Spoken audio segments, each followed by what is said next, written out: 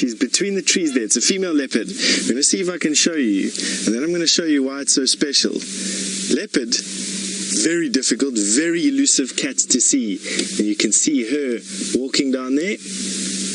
Look at that, through the trees. That's a female leopard. And while she gets settled to drink, which she's going to do now because it's been a very, very hot day, oh, she's going to be beautifully in view for us. Look at that. What a treat. Leopard drinking, full daylight. Can only happen in this place, really, to be honest with you. Some of the best leopard viewing in the world. That's a female leopard. I can tell that just because the face isn't as muscular as what you'd expect from a male leopard of the same size. Male leopards are almost double, not quite. Hey, look at that. I will show you exactly what happened now. She's running away. And you know why she's running away? Have a look right next to us, right here. Look here. There's a big male lion lying 5 yards from me at the moment. And what happened there was she caught the scent of lions lying close by. Now, this lion didn't even realize there was a leopard drinking right here. If it did, they would have tried to hunt that leopard. That leopard would have now making her way and making distance as far and as fast as she can from these lions. I'm very, very happy that she got a mouthful or two at least. It's not just this male. There's an entire pride of lions lying over here. I wonder if that leopard's going to climb a tree or carry on running. That was very cool. Now, Ava, you'd like to know how old a leopard can get. Ava, in the wild, they live for between 12 and about 16 years. And in captivity, they live for about 16, with the oldest being around about 20 years. And the reason that they don't live that long in the wild is because it's really hard to live out here. You've just watched something that happens fairly often with leopard. This leopard at least got to smell the lions. In most cases, they don't. And leopard and lion are in competition all the time. And things like hyena and lion and starvation and injury from the types of food that they catch can have an effect on how long and leopard live. It's called the longevity, so around about 12 to 14 years. And just have a look at this, blissfully unaware. I want to go forward a little bit. These lions are not going to do anything, and I want to show you that leopard. We'll come back in a little bit. That leopard is not going to stick around for very long. Oh, there she is in the tree. So she managed to jump into the tree. That is quite common. So she obviously got such a big nose full of lion that she decided that treeing herself was the best option. I personally think she needs to get out and create distance.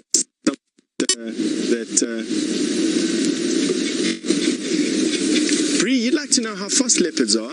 Leopard in short bursts can achieve around about 80 to 90 kilometers an hour in very short bursts. Look at that silhouette of a leopard in the tree, the quintessential position for an African cat. She's still looking for the lion. She hasn't seen them. Now, where she was drinking was a depression, and I think the wind had concentrated the smell of that leopard, of those lions, in that depression. And when the wind changed and brought that smell to her, it was overwhelming. That reaction that we saw there was a proper panic reaction. She is beautiful. You can see that very wary look. That response that she had was a response that she was almost born with. Leopard who do not react like that to lion don't last very long. She'll probably come down the tree in a bit. She's not very comfortable where she is. I think she picked the wrong tree. She just picked the closest tall tree to where she was. Make distance when you see a lion. That is the key. Now she's looking around. She'll probably be able to spot it. Wow, that's cool. Kelly, you'd like to know why the leopard's curling her tail? A leopard's tail is like its mood stick. It allows you to basically judge the mood. That's one of its functions, and they use their tail for a variety of reasons. One is for balance at speed, so it's like a counterbalance. It allows her to be a little bit more agile. Another one is as a signal to their babies. So the tip of the tail is white, and they will wag the tip of their tail as a communication to their babies, as a way of speaking to them. They obviously don't have words. They use facial expressions and the tip of their tail to communicate. And why I say it's a mood stick and why she's curling it is because when they are agitated, the tip of the tail gives away their mood as well. So she'll flick it from side to side, up and down. Just by watching her tail, you could almost relate to the mood that she's in. I keep on looking over her shoulder. Those lions are still unconscious. Wow, that's beautiful. Look at those almost green eyes, that face wide open. She would have had a shot of adrenaline going through her body.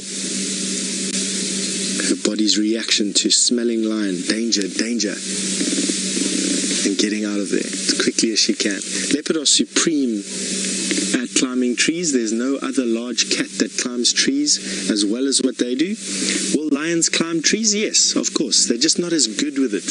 Leopard have got a special adaptation in their wrist joints that allows their wrists to basically lock, and so they can't rotate, and that allows for climbing of trees to be much easier than it would be for a lion, who's not only bigger but also doesn't have that adaptation of a lockable wrist.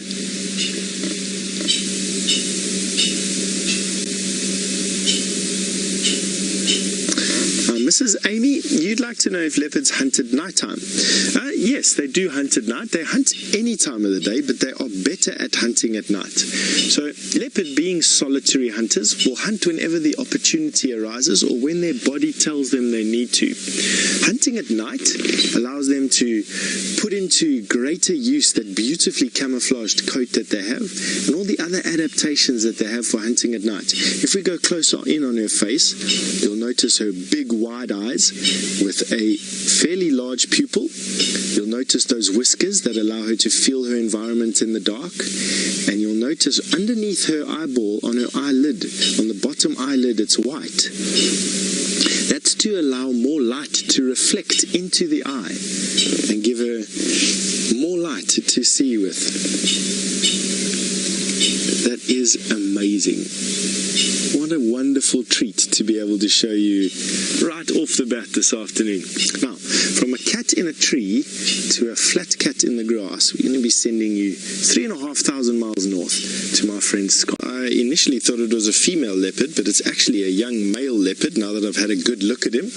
And he is called Thamba, and he was born in July of 2016. So still a young animal. They're only really considered adult at about 2.5 years, and he'll be considered a dominant male at around about 5 to 7 years old. So still a youngster in terms of leopard and leopard years, and we hope to see him for many months going forward. He still looks very uncomfortable. He's not going to come out of this tree because these lions are close by. He's going to have to at some point, and in my opinion, it's best to do it while it is still hot and these lazy cats are busy sleeping next door to him. Right now, he's giving us a beautiful view of himself in this tree. He couldn't have picked a better spot for us, and definitely for one of the rarest of the African cats in terms of sighting. Now, Grace, you'd like to know which one weighs more, cheetahs or leopards? And funny enough, Grace, they weigh about the same. So a big male leopard, well, a big male leopard might weigh a little bit more if he's exceptionally big, but a big male leopard is around about 60 to 80 kilograms, and a big male cheetah is around about 60 to 80 kilograms, with the leopard pipping the cheetah at the post when it comes down to the scales. They can pack on a little bit more weight, they're a little bit more muscular. And the same goes for the females. The females are female leopard anywhere from about 35 kilograms to about 50 kilograms. Or 60 kilograms at the heaviest, with cheetahs exactly the same, with the leopard females just pipping the post again, mainly because they can put on extra muscle depending on the food that they eat. Just have a look at how he's balancing on that branch and think for yourself. For those of you who have ever stood on a gymnastics beam, you'll know how difficult it is to do. This leopard is doing it nonchalantly and with 2 more appendages. Now, Angel, you'd like to know if leopards spend a lot of time in trees or only to escape predators. Angel, they do spend a lot of time in trees. They spend time in trees to escape flies. They spend time in trees to get into the cool breeze when there's no breeze on the forest or the savanna floor. And then they spend time in trees when they have kills in trees. So they put their kills in trees to get them off of the ground and away from hyena. And they spend time in trees getting away from predators like you're seeing them doing now. And when they're young like this, they just spend time in trees because climbing trees is fun. So they also spend a lot of time in trees. I don't think the majority of their day, is still spent walking around on the forest floor. But when they do jump into trees, you get this view that you've got here now. That sort of quintessential African portrait of a leopard in a tree. And I say quite a rare thing to see. And leopard occur outside of national parks. Lion, funnily enough, are rarer to see than cheetah. But they're not commonly seen. They're very elusive. So they're rare to see as a sighting because they're very secretive, elusive cats. It's one of the few places in the world to see them in the daylight and like we are doing from so close and basically without having an effect on this cat, being right where we are now in the Kruger Park in South Africa, right at the bottom of the African continent.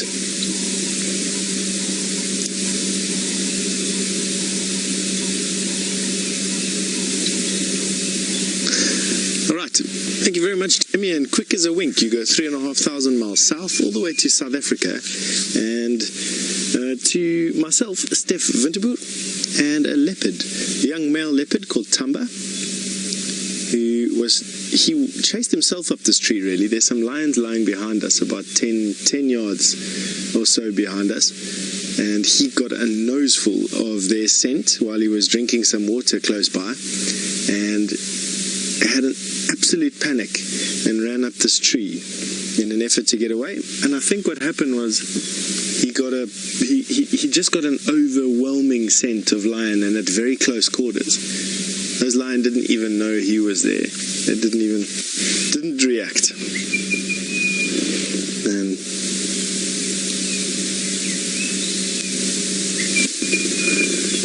now, Judy, you'd like to know if Thamba ran away or wanted to run away, would he be faster than a lion? Judy, it's a good question, because academically, on paper, they're around speed. Quite often you see leopard falling victim to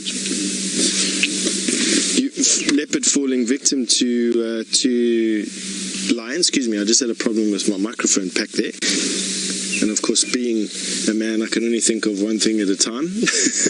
Or only do one thing at a time. So Judy, to answer your question there, academically they run around about the same speed. So you're looking at a lion which is roughly 4 times as heavy running at the same speed as a leopard, and that is around about 80 kilometers per hour at maximum sprint, with a sustained sprint of, tough to say because you hardly ever see leopard running in a sustained way. You see lion running after wildebeest and zebra, and they'll put up a good sprint for a couple of 100 yards, and they probably average out at about 60 kilometers per hour. But quite often leopard do fall victim and fall prey to lion, and it's because I think lion hunt cooperatively, and they'll actually cooperatively hunt a leopard, and a leopard will come around out of a tree or out of a bush unsuspecting, and in running one way, rather than be caught by the lion that was chasing it, they'll be caught by others in the nearby vicinity. I don't know if that really answered your question, with the exception of saying that they're around about the same speed. If he wanted to run away and he wasn't ambushed, he'd probably keep the gap between him and the lion, and that will then allow him to climb up a tree, a different tree, or disappear into some thick brush that the lions couldn't follow him in, mainly because of their bulk. And He just looks so uncomfortable at the moment, I must be honest with you, battling to balance on that little branch. Interestingly enough, without him having to walk over to the thick branch on the right-hand side, he actually won't find a better limb to lie on. And I think they purposefully do that, you know. I think that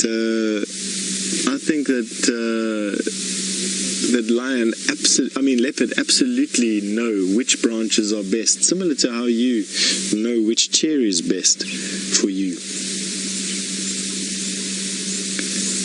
He's looking away from these lions now.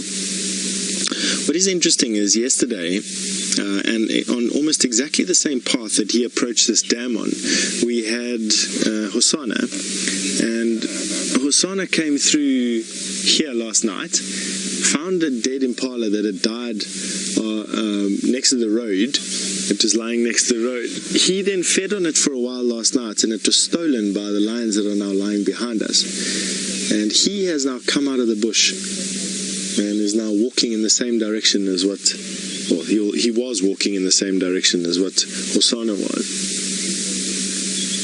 And what's quite interesting is the fact that these male leopard are the same age. They're not dominant. They're still juveniles, basically. Maybe sub-adult at, 15 months or whatever it is now. But following them around. Now, Richard, you've noticed that this leopard's tail is very long. It is actually, it's actually longer than their body length, and unlike a cheetah's, so Scott has got some cheetah today. Notice the cheetah's tail is not round. When you have a look at the cheetah's tail, you'll notice that the cheetah's tail is flattened dorso-ventrally, and it's also weighted at the end. The leopard's tail is cylindrical and tapers to the tip. And it's used very similar to the cheetah. It's used as a counterweight to help high-speed maneuvering. So it gives them agility. But in the leopard's case, it also gives them a longer center of gravity, which allows them to climb trees better. In a cheetah's case, the flattened, weighted tail throws the back end of the cheetah around faster at high speed.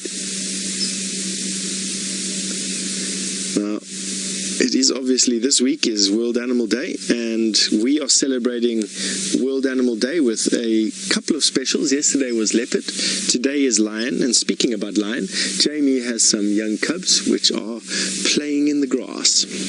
With Thamba, full-face view of him still sitting in the tree, still nervous about these lions, still indecisive as to what to do.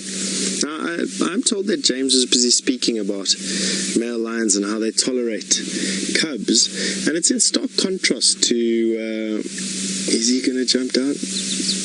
It's in stark contrast to how Thamba would have experienced his father.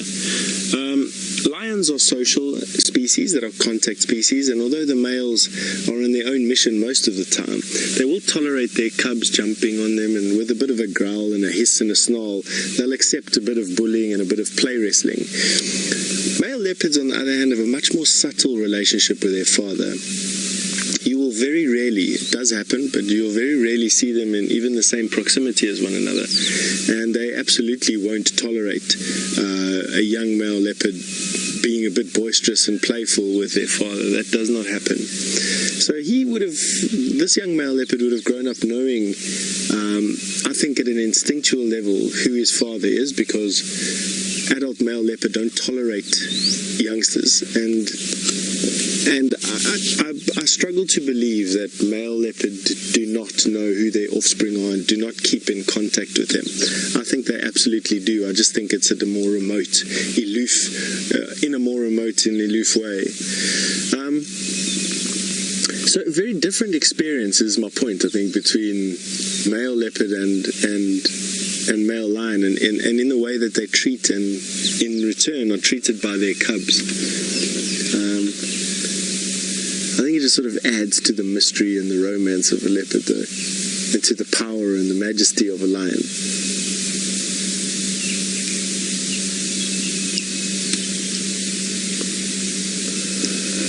Penny Pine, would a lion chase this leopard up a tree?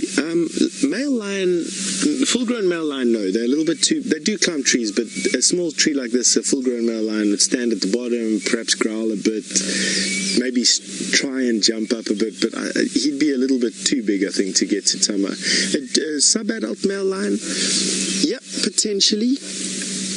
A lioness, yes, potentially.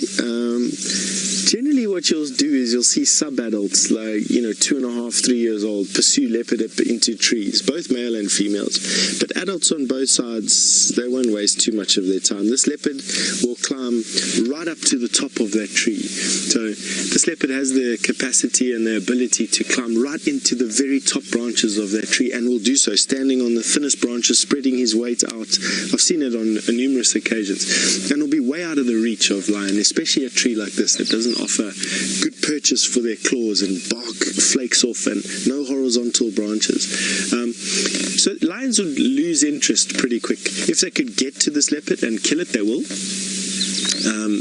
I think they would prefer that there was some kill there. I think the greater incentive would be that there was some meat to gather from the tree. If there was a kill here, then they would make a more concerted effort. Oh, look there now, he's busy stretching out on that branch. I think he's getting a little bit agitated with, look at that, it's a lovely screenshot there. So, take away. It's not often you get to see leopard doing that. See that paw structure. Where are you going? I think he's going to want to climb down. He's not very comfortable. Let's see what he's going to do.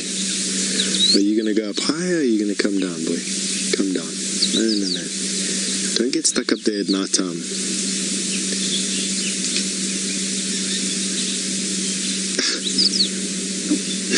Another fantastic picture of his two legs in the front there. He's definitely not comfortable, and I think his youthful exuberance now, his fear is over. He's realizing that he's not being pursued and hunted by these lion, although every single second he stays in this tree and in this proximity, he runs the risk of the breeze wafting his scent onto the lion. Currently the breeze is coming from basically behind him and behind the lion and wafting diagonally across from them, so there's no ways that the lion can smell him right now. But you never know what an errant current would do. And these lions would definitely react to a leopard being so close to them, absolutely. Where is he going now? Up to the top? I think he's chosen the height route over the creating distance route. And I think that that's testimony to how young and inexperienced he is. An older leopard would have assess the situation and then climb down and create a distance. That's the only safe thing to do around lion. This youngster is increasing his risk exponentially every second he stays in this proximity.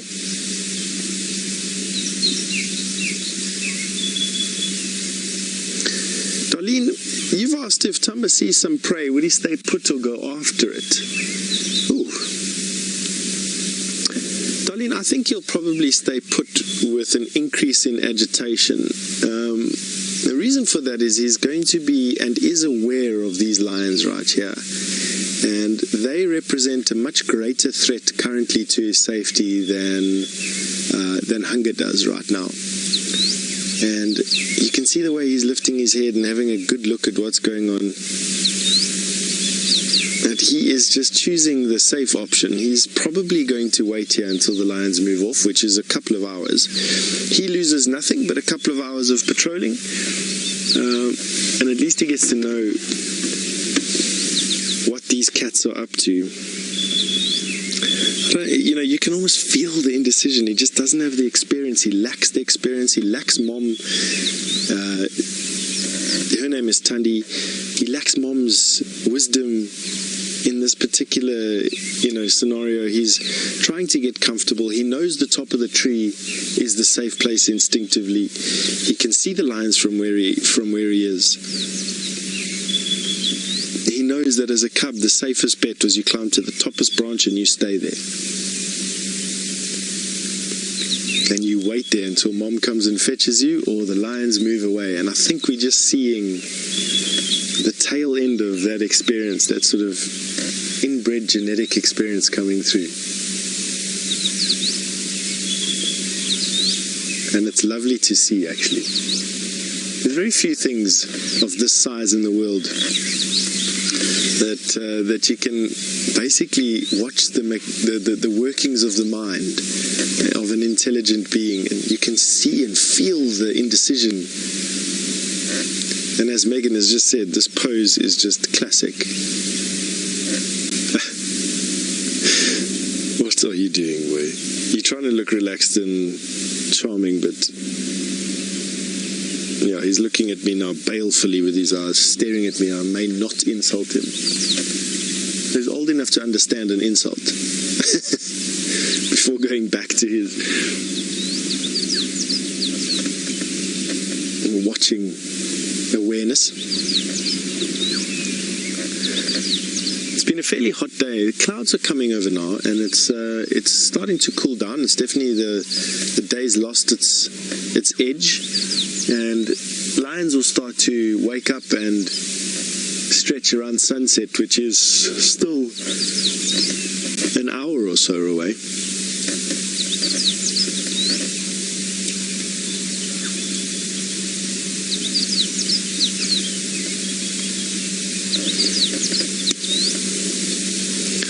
Now, Amara is an hour ahead of us, and so much closer to sunset, and so our cats that the rest of my friends are sitting with are a little bit more active than these ones are. So why don't you go and have a look at Scott's cheetah, who are starting to become active for their evening. He's really standing tall in this tree. Have a look how high he's actually climbed from where he last was. If we can zoom out a little bit, you'll see that he's standing at the top of this knobthorn. He can probably get a little bit higher than that, but higher still, and he'll end up on branches he doesn't want to be in unnecessarily. Now, right now, I think he's just looking for a comfortable place to sit. He sort of hasn't been comfortable since the beginning, and now it looks like he's found himself a horizontal branch. But isn't that just incredible? Right up at the top of the tree. Keeps on looking over at these lions, who are honestly doing nothing except for looking like tawny-coloured piles of fur in some long grass at the moment. They're not doing anything. They're not staring at him. They're not smelling him. I think his anxiety is just increasing.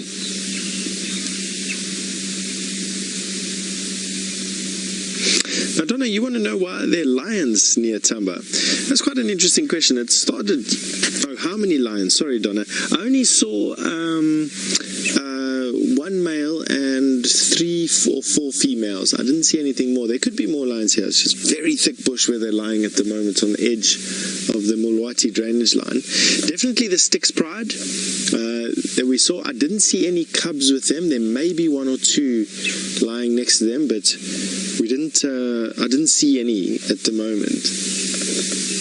It just looks like some females and a male. We'll go back and have a look at them a little bit. He's looking really good, this little guy.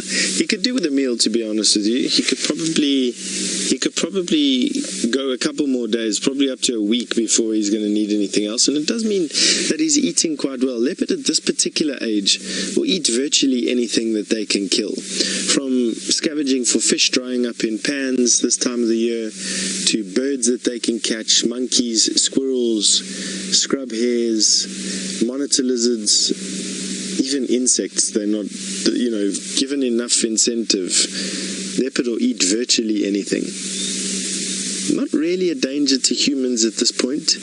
Old leopard are what become man-eaters. Old and injured leopard generally become man-eaters, and there's just horror stories of leopard eating people out of India. I know in India there's people are running out of space, and of course the first things to go are the wilderness areas, and so man-animal conflict is inevitable. Having been in Kenya over the last couple of months, the man-animal conflict between the herdsmen is an interesting story. One of the gentlemen that we deal with up there, a guy called Shadrach, he's this fairly robust man now in his early to middle 50s, and he's got some horrible scars across his leg and his back. And when I asked him where he got the scars from, he said to me that he was in a fight with a leopard. Now, his recount of the story was he was fighting with this leopard for 2 hours. It was a female leopard that was trying to eat one of his goats. Now, the Maasai live in a multi-roomed communal house, so multi-roomed house, and in the middle room that separates where the wives and the children live from the man's domain is where all the goats sleep. And I know that sounds pretty weird, but that's what it is. So the goats sleep inside with everybody, and most Maasai carry around a big knife called a simi. It's a short sword, about this long. I have one on my backpack. You can see it tomorrow. And they also carry a club that's got a steel head. I can't remember what that's called. Can you remember what it's called, Senda? It's got an interesting name. Perhaps one of the guys that are sitting with an Askari, James, perhaps can ask their Askari just now what the steel-headed club is called. But anyway, so Shadrach wakes up with this commotion coming from his goat room. And when he sticks his head in there, one of the goats has been caught by a leopard. So he grabs the leopard and the goat and he attacks it with his club. And for 2 hours, him and this leopard are involved in this wrestling match. And he came out the victor. He said the leopard ran off and left his goat alone and left him alone after this wrestle. But he's full of scars from this leopard, just clawing and biting the pieces out of him. So, no, shame. It's you've got to ask yourself the question, what for, you know? Donate the goat. There's lots of goats out there, but with the exception of that story, and that was a fairly young leopard, the far majority of stories that you hear about man-leopard encounters are old or injured animals, and not young animals like this. So I think the point of the story that I was going to get to was the fact that young leopard like this, although they have a very wide and very varied diet, are not prone to eating people or children or coming into camps, even though they're very relaxed around those places. Right, why don't we go and have a look at James's lion cubs, who are now sunning themselves on the rock he's at. It is so difficult to know when Thamba is going to come out of this tree, and we really want to show you him descending. And we may just have gotten it. Are you going to come down? Every time he moves like this, oh, look at that silhouette. Beautiful. Hello, guy. Now he's looking down for a landing pad. I think he's going to come down within the next couple of seconds. Let's hope so. Come on, boy. The lions have gone. He's now facing in the opposite direction, so has lost interest. He's now scanning the horizon, which is, you know, he might as well do that while he's up there, and take some time to observe potential prey opportunities. That branch is absolutely not the most comfortable. Having sat on lots of knobthorn stumps around fires, I can tell you that the bark is abrasive, hooked thorns everywhere. Definitely not.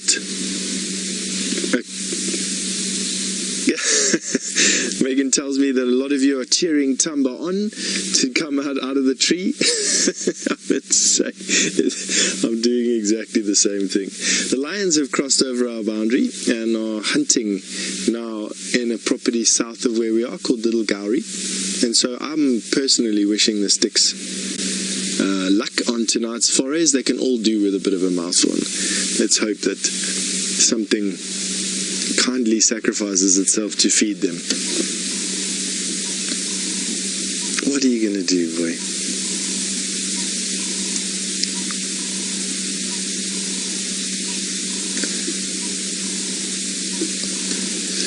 Elita, you've asked me a question. Did Thamba have a sister that was killed by the Styx Pride? I don't actually know. By sister, do you mean a litter mate, or by sister, do you mean a previous a previous cub from Thandi. I'm actually going to ask Louise that question. Perhaps Louise knows. Unfortunately, I don't know that level of detail with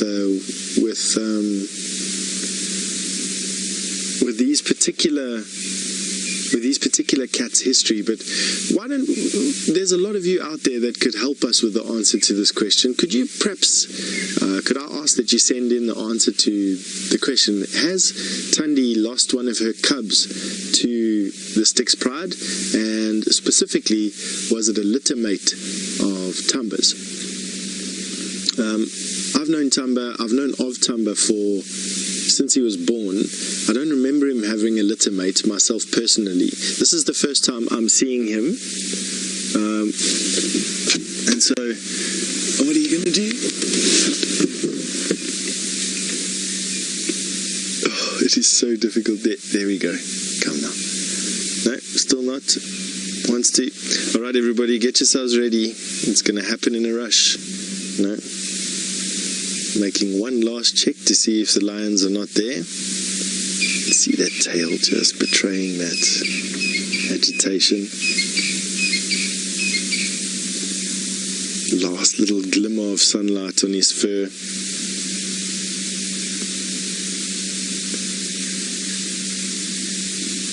It's okay, boy, you can come down. Nothing.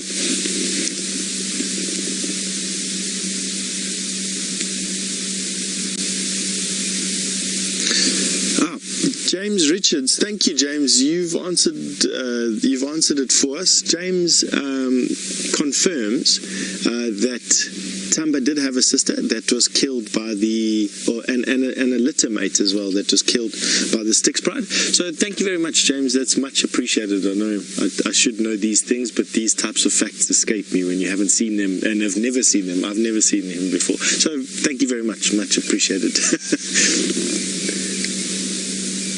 He's still lying there with this very quizzed face. You know, when a leopard is indecisive about something, their ears go out to the side. I think you can probably still hear those lions, although I think he got a bad fright, you know. When he got that nose full of lions, I think he honestly believed he was being hunted by them at that point. And he skedaddled up this tree, and he's now stayed there. Move forward just a little bit. No, we might run the risk of this. No, let's go forward a little bit.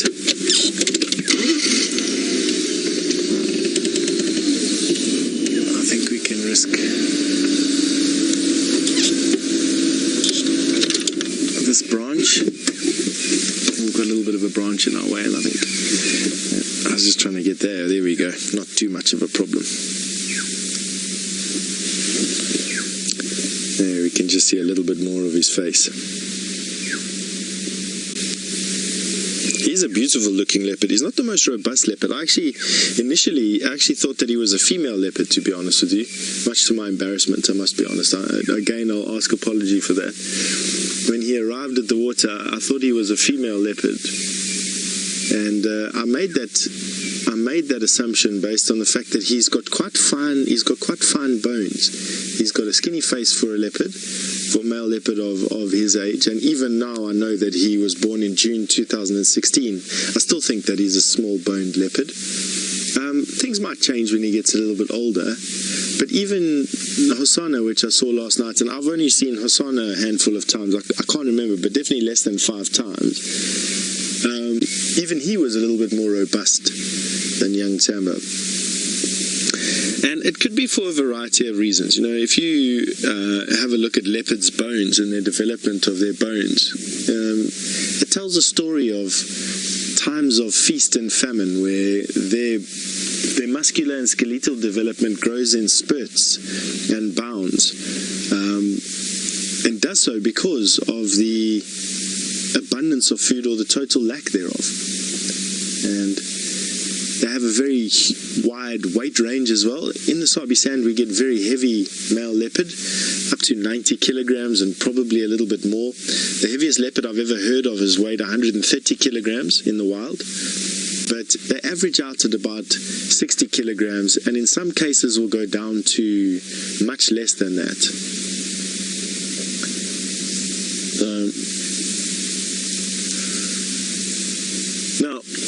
the interests of adding a bit of variety to what you're looking at, we're going to risk sending you over to James, who's got a beautiful, beautiful sunset sky to show you. And as soon as he decides to move, I'll call you back. So see you in a little bit. Well, he's come out of his tree, and it happened about 20 seconds ago. Now he's just standing on the side of this drainage line, deciding where to go. I'm hoping that he'll choose to go and have the drink that he was trying to have a little while ago, and we'll just have to see about where he's going to go. Is he walk? No, he's still there. It is the most amazing thing, their camouflage. He's sitting there. Give you an example. There we go. There's his head. How incredible is that? Just one little bush between us and him. You can hardly see him. I'm sure he's now lived to tell the tale about the lions. This truly magical afternoon spent in his company. It's been nice to get to know him a little bit. His timidity is good. Leopard develop different characters, of course, and you get bold leopard and you get timid leopard, and it's been nice to know about him. I like his fine features. I find that attractive in a leopard. I don't like these big, bulky, bullying, big bullies of leopards. I like the finer features that he has, and I quite like his timidity. I think it's appealing. It falls in character with leopard for me. A bold leopard, use an example. He's going down inside there. Thanks. Let's see where he goes. He's going to come out there now. He's walking in front of that car. We'll see where he goes. Up into the shadows. Let's go forward a little bit.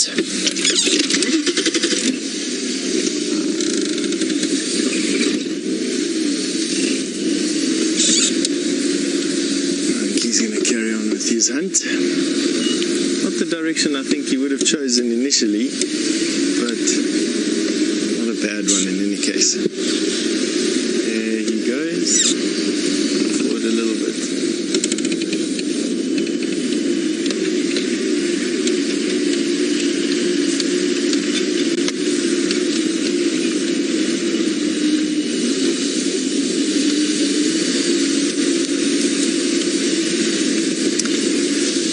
Who's only 14 years old, has asked me what the largest animal is that Thamba has caught. I don't actually know, Lana, but at this age, he would be more than capable of killing a full-grown impala, and could probably even take something bigger if he was bold enough to do that. So here he's walking at the top there of the drainage line. He's going to come across this little bit of an open area now. And he'll carry on with his hunt.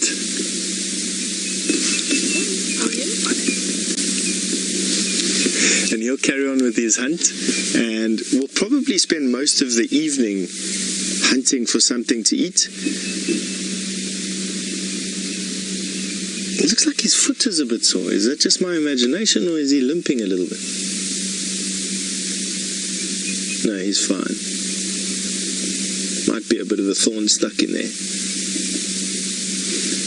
And that's that for us and this particular sighting. He is now going into some incredibly thick bush on that side. I've walked a lot in that area there, and so that's that for Thamba tonight.